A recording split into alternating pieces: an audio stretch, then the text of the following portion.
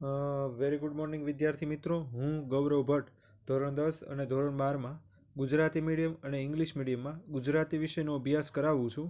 અને આજે છે એ આપણે ઇંગ્લિશ મીડિયમમાં બીજા પાઠનો ચોથો પાઠ ભણવા જઈ રહ્યા છીએ.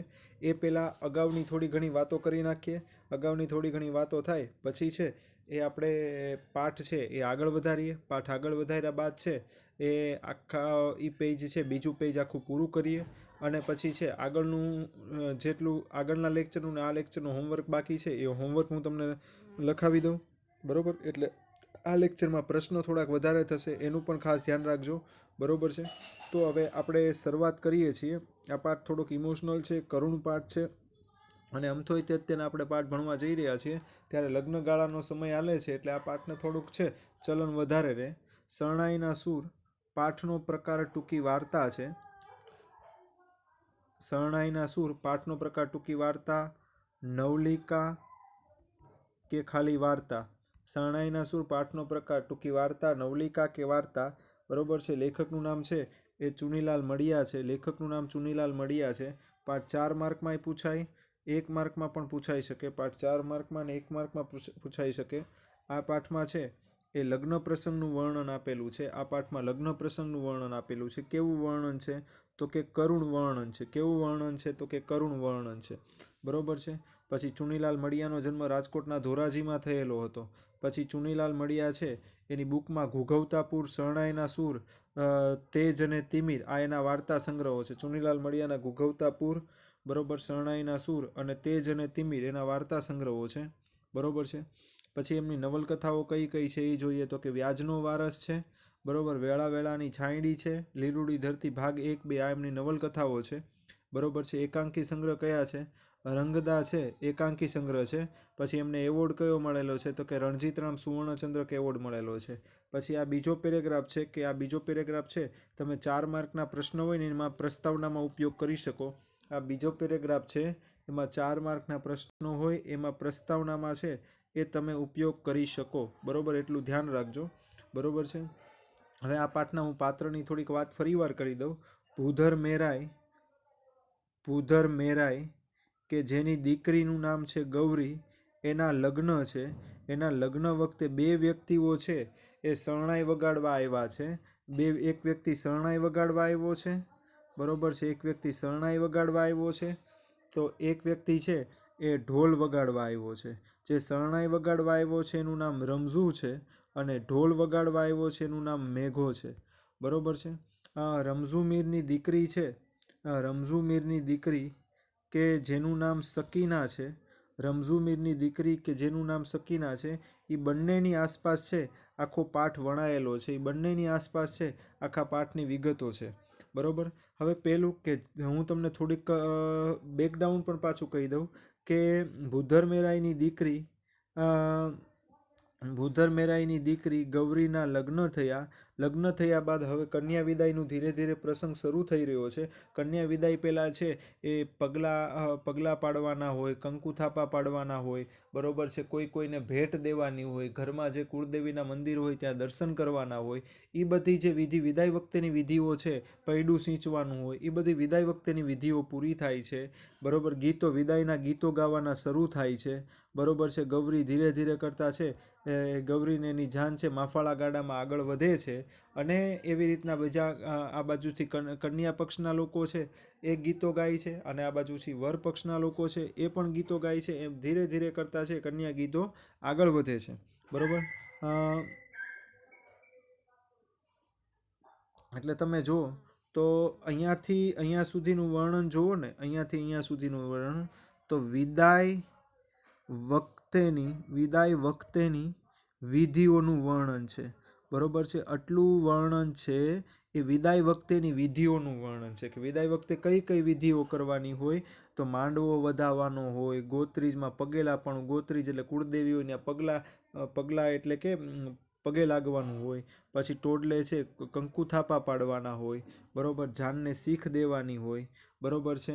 પછી ધર્માદા જે ઓલા વગાડવાની આવ્યા હોય એને ક્યાંક આપવાનું હોય. વેવાયો એકબીજાને છે ભેટી લે પ્રેમથી એ હોય. પછી વિદાય કરતી વખતે પોતાની ચૂંદડી બાંધીને છે એ દીવડો હાથમાં લઈ જાય એનું એ હોય, બરોબર છે. પછી પૈડું સિંચવાનું એ બધું વર્ણન છે આટલામાં આવે છે, બરોબર છે. પછી ધીરે ધીરે છે એ ધીરે ધીરે વિદાયની ગામના કોઈ ઘરમાંથી ઓલી વિદાયની શરૂઆત થાય છે, પણ એ સાંકડી શેરીમાંથી છે ગાડાને નીકળવું પડે છે. હવે તો બધી બસ ને એવું થઈ ગયું, બસ થઈ ગઈ, કાર થઈ ગઈ ને હવે જૂના છે બહુ ઓછા લોકો ઘોડે ચડે છે, બાકી તો કારમાં બેઠા હોય છે. અને એની વચ્ચેથી છે એ આપણે પેલું કહેવાય કે ધીરે ધીરે કરતાં દાખલા તરીકે આ શેરીઓ છે, આ શેરીમાંથી ગાડું અથડાતું છે એ ગાડું ધીરે ધીરે ચાલે છે, એનું વર્ણન પણ છે. પછી એક કન્યા પક્ષ તરફથી ગીતો ગાય છે, અને જો આ કન્યા પક્ષની સ્ત્રીઓ ગીતો ગાય છે, અને પછી વર પક્ષની સ્ત્રીઓ પાછું એને જવાબ આપવા માટે સામું ગીત ગાય છે, બરોબર છે. ભૂધર મેરાઈ ગૌરીની વિદાય, ભૂધર મેરાઈની દીકરી ગૌરીની વિદાય થાય છે, અને એ વખતે ગીતો આજુબાજુ હોય છે, સામે સામે ગીતો ગવાય છે, અને લોકો ખૂબ મોજ મજાથી આગળ વધે છે, બરોબર છે. પણ કન્યા પક્ષમાં થોડોક છે દુઃખનો માહોલ હોય છે, કારણ કે ગામની દીકરી છે એ ગામને છોડીને જઈ રહી છે, બરોબર. અને એ બાજુ તે રમજુ જેવી કન્યાની વિદાય થાય એમ જ તે રમજુ છે એ શરણાઈ વગાડવાનું શરૂ કરે છે, બરોબર. વિદાયની શરણાઈ હતી એટલે વેધક શરણાઈ હતી, વેધક એટલે દર્દ આપે તેવી શરણાઈ હતી, એવો સૂર એમાં હતો. એટલા માટે છેલ્લી લાઈનમાં લખેલું છે કે ગીતોના સૂર વેધક હતા કે શરણાઈના સૂર એ નક્કી કરવું મુશ્કેલ બની ગયું હતું, બરોબર છે. પછી તમે જુઓ તો આ ફકરામાં ઓલો એટલી બધી શરણાઈ મોજમાં વગાડતો હતો, એટલી બધી શરણાઈ આનંદમાં વગાડતો હતો કે એ આનંદમાં એ ભૂલી ગયા, બરોબર. કે દાદ આપવાની હોય કે દાદ આપો તો જ છે શરણાઈ વાદક છે, ઢોલી છે એ ધીરે ધીરે આગળ વધે, બરોબર. એ દાદ આપવાનું ભૂલી ગયા, એટલા માટે છે એ જ્યાં આમ તો શરણાઈ ત્યાં વગાડતા હતા, ઢોલી છે ત્યાં ને ત્યાં ઢોલ વગાડતો હતો, એટલે જાન આખી એક જ જગ્યાએ રોકાઈ ગઈ હતી, જાન છે એક જ જગ્યાએ સ્થિર થઈ ગઈ હતી. પણ જેવું છે એ વરના બાપનો હાથ છે ખીચામાં ગયો, અને પછી છે એ રૂપિયા આપ્યા, પૈસા આપ્યા, ત્યારે છે જાન આગળ વધી. પછીનો આ ફકરો છે, બરોબર. હવે પછીનો આપણે જો ફકરો આ જે છે, બરોબર, આ આખો ફકરો એમાં જાનૈયાઓ જે છે,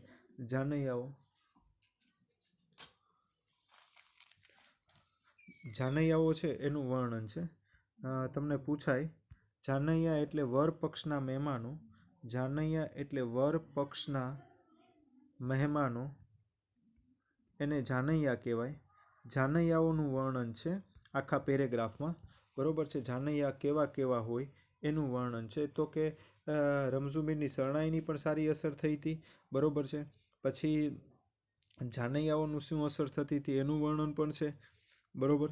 કે આખું સરઘસ છે જાજવલ્યમાન રંગો વડે, કારણ કે જાનૈયાઓ આવતા હતા એ વર કન્યા પક્ષ તરફ ઉપર પ્રભાવ પડે એટલે ભભકદાર કપડાં પહેરેલા હતા, બરોબર છે.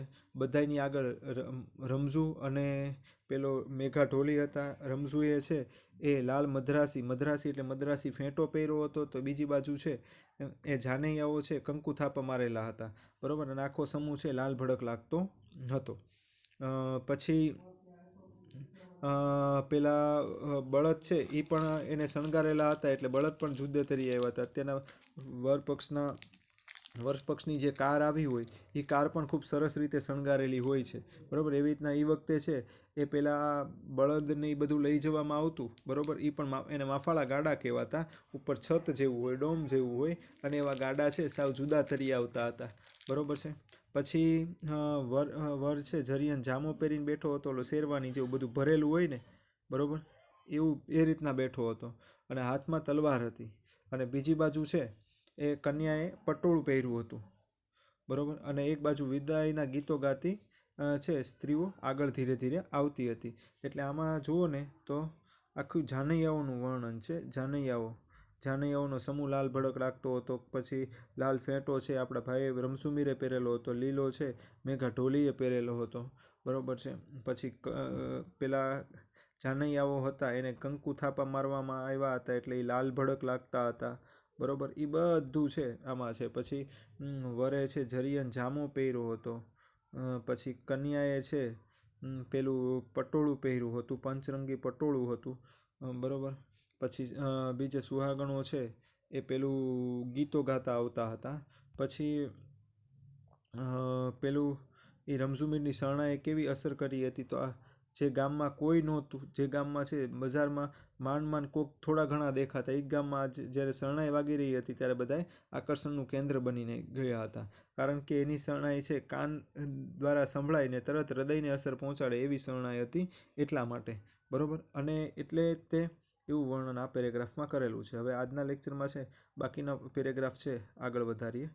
ભર બજારે ચોગાનમાં, બરાબર, ગામનું આ ચોગાન છે, આ મેદાન છે, એની વચ્ચે, ચોગાન એટલે ખુલ્લું મેદાન, ની વચ્ચે ઊભીને એટલે ઊભા રહીને, ભર બજારે ચોગાનમાં એટલે ખુલ્લા મેદાનમાં ઊભા રહીને રમઝુએ અડાણો ઉપાડ્યો હતો. અડાણો એટલે કે એક પ્રકારનો રાગ છે રમઝુએ શરૂ કર્યો હતો ભર બજારની વચ્ચે. બરાબર.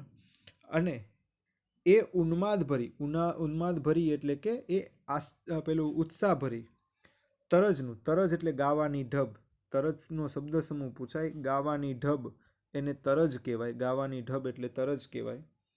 બંધારણ ભાગ્યે જ કોઈ લોકો સમજતા, છતાં એમાં રહેલો આનંદ, ઉછરંગ, બરાબર, તોફાન, મસ્તી શ્રોતાઓ માણી રહ્યા હતા. બરાબર.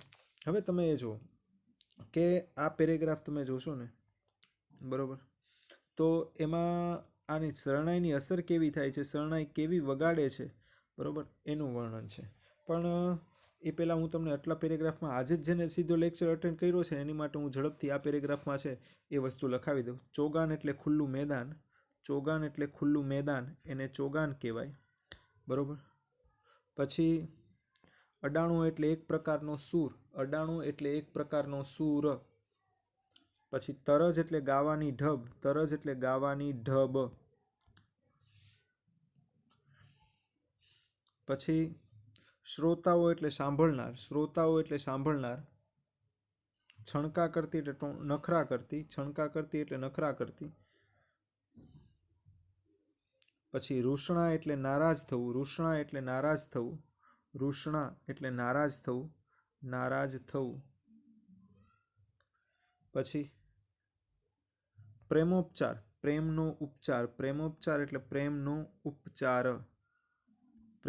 પ્રેમનો ઉપચાર નહીં, પ્રેમરૂપી ઉપચારો, પ્રેમરૂપી ઉપચાર.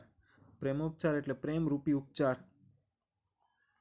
કર્મધારય સમાસ થાય. પ્રેમોપચાર, પ્રેમરૂપી ઉપચાર, કર્મધારય સમાસ થાય. રીઝી જતી એટલે રાજી થઈ જતી, ખુશ થઈ જતી. રીઝી જતી એટલે રાજી થઈ જતી, ખુશ થઈ જતી.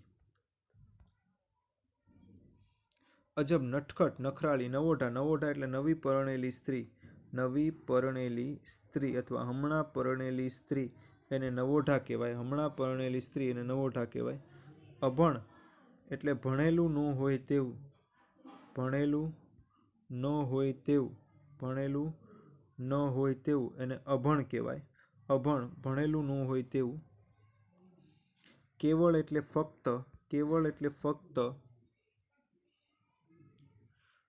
નમતે બપોરે એટલે સંધ્યા ટાણે, સંધ્યા ટાણે, સંધ્યા ટાણે એને નમતે બપોરે કહેવાય, સાંજના સમયે. સૂર્યાસ્તનો સમય હોય ને તે. સોંઢતી એટલે વિદાય થતી, સોંઢતી એટલે વિદાય થતી.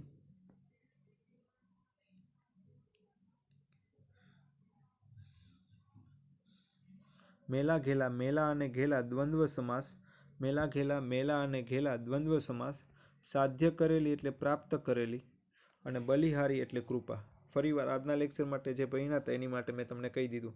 તો આ રમઝુ મીર જ્યારે બજાર પાસ કરતો કરતો જ્યારે બજારના ચોગાનમાં પહોંચ્યો ત્યારે એને પોતાનો મૂળ સૂર શરૂ કર્યો, અને એ ઉન્માદભરી, એ આનંદભરી જે ગાવાની તરજ એટલે ગાવાની ઢબ હતી એનું બંધારણ, બંધારણ એટલે કે જે રીતે બનાવેલું છે એને બધાએ સમજી. અત્યારના કોઈ અરિજીત સિંહ કે કોઈ ગીત ગાતું હોય, બરાબર, મિક્કા કે કોઈ ગીત ગાતું હશે, બરાબર, એનું શું ગાય છે, એમાં સંગીતમાં શું રહેલું છે એ આપણને નથી ખબર હોતી, પણ આપણને એ ગીત, એની સૂર, બરાબર, વગાડવાની ઢબ એ આપણને અસર કરી જાય છે.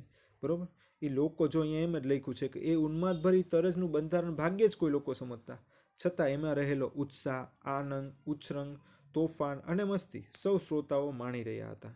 એમની આંખ સામે તો વાતે વાતમાં છણકા કરતી, આગમાંથી અગન તણખા વેરતી, ખોટે ખોટા રૂસણા લેતી, વળી પાછી એટલે કેવી સ્ત્રી, બરોબર, એમની આંખ સામે કેવી સ્ત્રી રમી રહી હતી, તો કે વાતે વાતમાં ગામના લોકોની આંખ સામે કેવી સ્ત્રી રમી રહી હતી કે વાતે વાતે જે છોકરી નખરા કરતી હોય, આગમાંથી અગણ તણખા એટલે કે ક્યારેક નારાજ થઈ જાય, બરોબર, રૂસણા લેતી હોય ત્યારે નારાજ થઈ જાય ત્યારે ક્રોધરૂપી ક્રોધ આંખમાંથી વરસાવતી હોય અને પાછો એનો પતિ છે પ્રેમથી મનાવે તો રાજી થઈ જતી હોય એવી છે એ છોકરી રમી રહી હતી. અભણ રમજુ ડોસા પાસે શબ્દ ન હતા, પણ ખાલી શું હતા, સૂર હતા. એની પાસે કાંઈ બોલીને પોતાની ખુશી કે પોતાનું દુઃખ રાજી કરવા માટે કાંઈ ન હતું. એ ફક્ત છે સૂર વહાવીને છે એ પોતાની વાત રજૂ કરી શકતો હતો અને સૂર વડે જ આખી સૃષ્ટિ ખરી કરી દેતો. નમતે બપોરે ઊભી બજારે સાવ શુષ્ક વાતાવરણમાં પણ સાસરીએ સોંઢતી પતિ મિલનું સુખ પરિણીતાનું કલ્પનાચિત્ર શ્રોતાઓની આંખ સામે તરી રહ્યું હતું. એટલે કે અત્યારના ગામના લોકોની આંખ સામે શું તરી રહ્યું હતું કે બે છે એ જોડાનું અત્યારના મિલન થવા જઈ રહ્યું છે, બે જોડા હવે લગ્ન પછી ભેગા થવાના છે, એ વાત જ ત્યાં એ લોકો શ્રોતાઓ સામે કે બધા સામે તરવરી રહી હતી. એ આ મેલા ઘેલા માણસે સાધ્ય કરેલી સુર શક્તિની બર. અને આવું કેમ દ્રશ્ય એની સામે આવ્યું, આવું કેમ દ્રશ્ય લોકોની સામે આવે છે, કારણ કે એ બધાની દ્રશ્ય લોકોની સામે દ્રશ્ય એટલા માટે આવે છે કારણ કે આ રમઝુમીર એવી શરણાઈ વગાડતો હતો, રમઝુમીરની શરણાઈ એવી અસર કરી જતી હતી કે આ બધાની સામે એવું દ્રશ્ય આવે છે. આગળ જોઈએ. હર ઘડીએ, હવે આ પેરેગ્રાફમાંથી પહેલાં લખાવી દઉં તમને. હર ઘડી એટલે દરેક સમયે, હર ઘડી એટલે દરેક સમયે,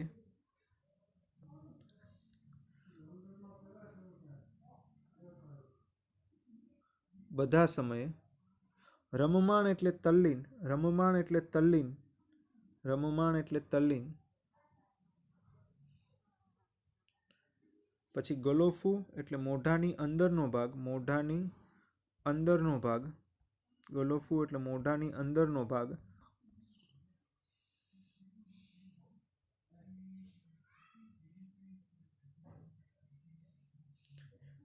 શ્વાસ રેડવું એટલે પોતાની બધી શક્તિ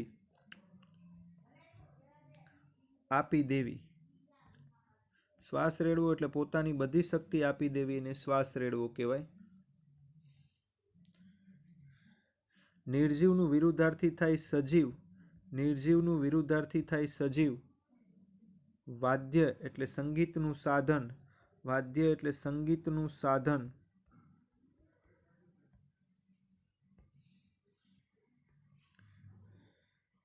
પછી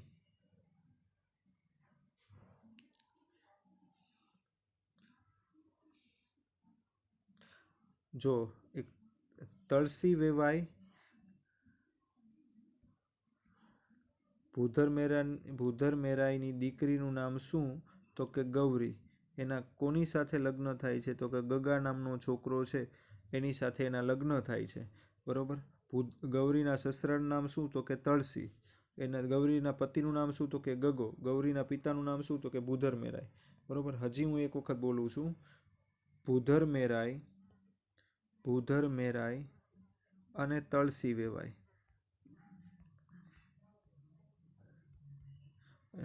ભૂધર મેરાઈના વેવાય કોણ, તો કે તળસી, બરોબર. ભૂધર મેરાઈની દીકરી ગૌરી, એના લગ્ન થાય છે ગગા સાથે, બરોબર, ગગો.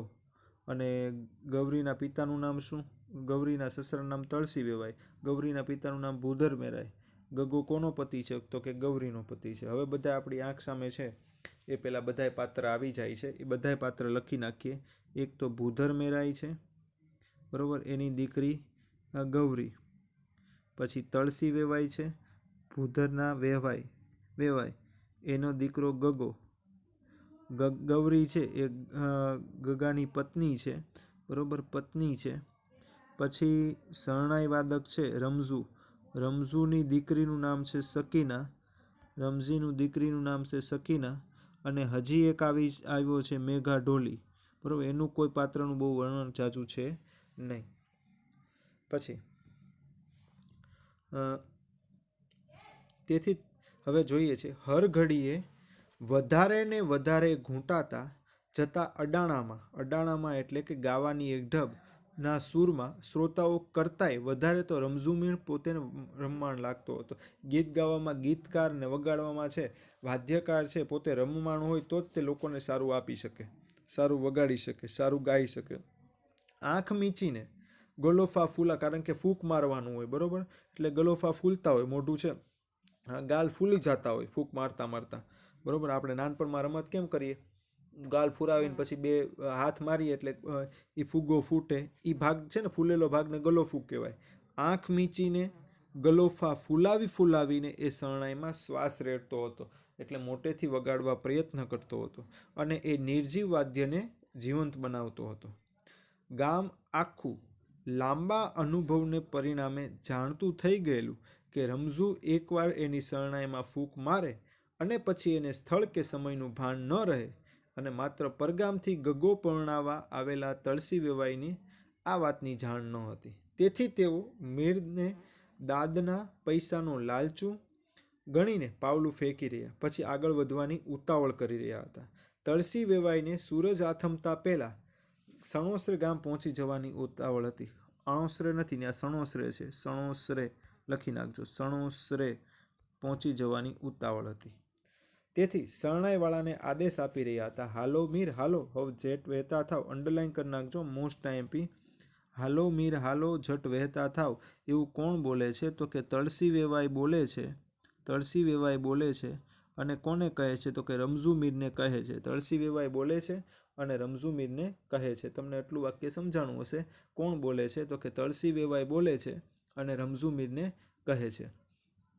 બરોબર છે. હવે હું હોમવર્ક લખાવું છું. આપણો પાર્ટ 4 છે, બરોબર, અહીંયા હમણાં પૂરો કરું છું, પણ હવે પહેલાં હું હોમવર્ક લખાવી દઉં. એ હોમવર્ક લખી નાખો અને પછી છે એ આપણે આગળની ચર્ચા કરીશું. પાર્ટ 5માં છે આપણે આગળની ચર્ચા કરીશું, બરોબર. અત્યારના પહેલાં હોમવર્ક લખાવું છું, એ લખી નાખો. લખો પહેલો પ્રશ્ન, લખો. શ્રોતાઓ માટે શું નક્કી કરવું મુશ્કેલ બની ગયું હતું? શ્રોતાઓ માટે શું નક્કી કરવું મુશ્કેલ બની ગયું હતું? શ્રોતાઓ માટે શું નક્કી કરવું મુશ્કેલ બની ગયું હતું?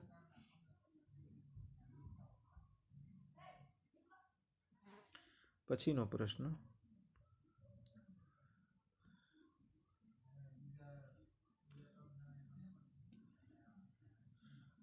ક્યારે જાન આગળ ચાલી? ક્યારે જાન આગળ ચાલી? ક્યારે જાન આગળ ચાલી? પછી કોણે આખી બજારને જગાડી દીધી હતી? કોણે આખી બજારને જગાડી દીધી હતી?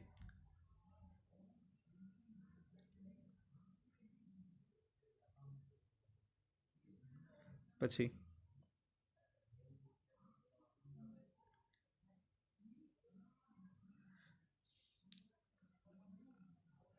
આખું સરઘસ કેવી રીતે શોભતું હતું? આખું સરઘસ કેવી રીતે શોભતું હતું?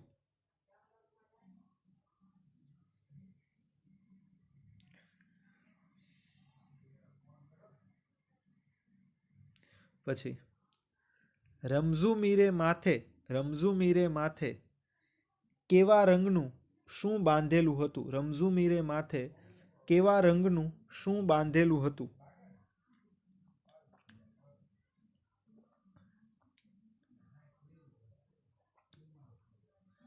પછી મેઘાઢોલીએ શું બાંધેલું હતું? મેઘાઢોલીએ શું બાંધેલું હતું?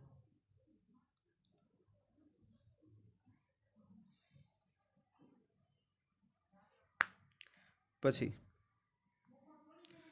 જાનૈયાઓનો આખો પક્ષ કેમ લાલ ભડક લાગતો હતો? જાનૈયાઓનો આખો પક્ષ કેમ લાલ ભડક લાગતો હતો?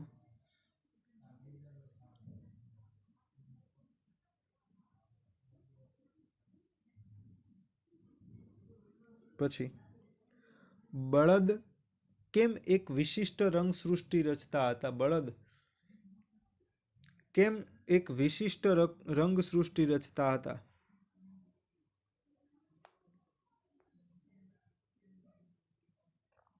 પછી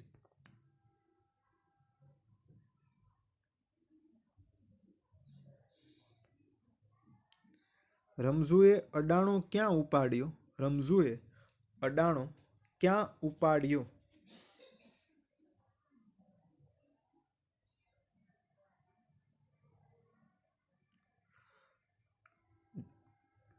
ગામમાં ભેગા થયેલા શ્રોતાઓ શું માણી રહ્યા હતા? ગામમાં ભેગા થયેલા શ્રોતાઓ શું માણી રહ્યા હતા?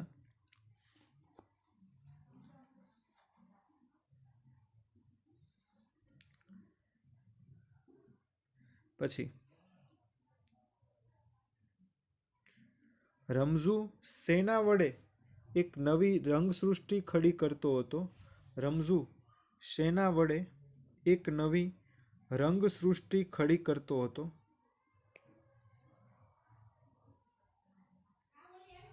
પછી શ્રોતાઓની આંખ સામે શું તરી રહ્યું હતું અને કોના કારણે?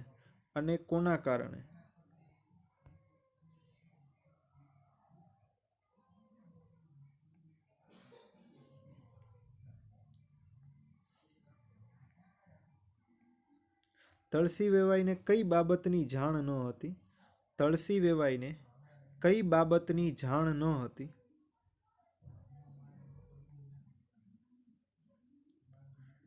પછી તળસી વેવાઈને શેની ઉતાવળ હતી?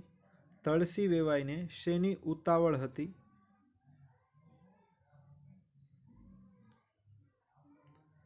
પછી હાલો મીર હાલો ઝટ વહેતા થાવ. હાલો મીર હાલો ઝટ વહેતા થાવ એવું કોણ બોલે છે? હાલો મીર હાલો ઝટ વહેતા થાવ એવું કોણ બોલે છે? પાર્ટ ચોથો આપણે અહીંયા સુધી રાખીએ છીએ. બીજા પાઠનો પાર્ટ ચોથો અહીંયા સુધી રાખીએ છીએ. હવે પછીના લેક્ચરમાં છે એ આપણે આગળ ચર્ચા કરશું આની. Thank you very much.